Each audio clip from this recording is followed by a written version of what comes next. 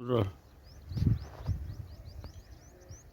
सध्या युद्धामध्ये शेतकऱ्याला सुद्धा कशा पद्धतीने अडचणीला सामोरे जावं लागतं.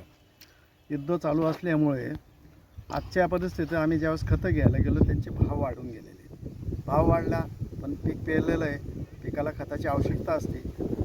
मार्केटला अशी परिस्थिती आहे की त्यांच्याकडं खत असू शकतं, पण ते म्हणतात आमच्याकडं खतच शिल्लक नाही.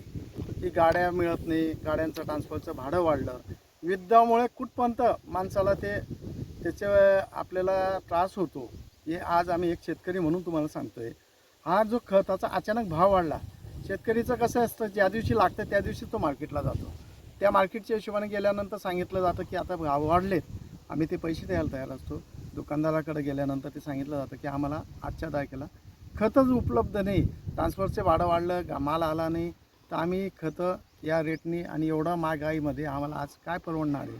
तरी सरकारने याच्या लवकरात लवकर निर्णय घेऊन जे जुने रेट होते त्या हिशोबाने शेतकऱ्यांना खत उपलब्ध करून द्यावा, हे शेतकऱ्यांच्या वतीने नम्र विनंती. आमची मध्ये बंद कर, पाणी सुटी राहणार.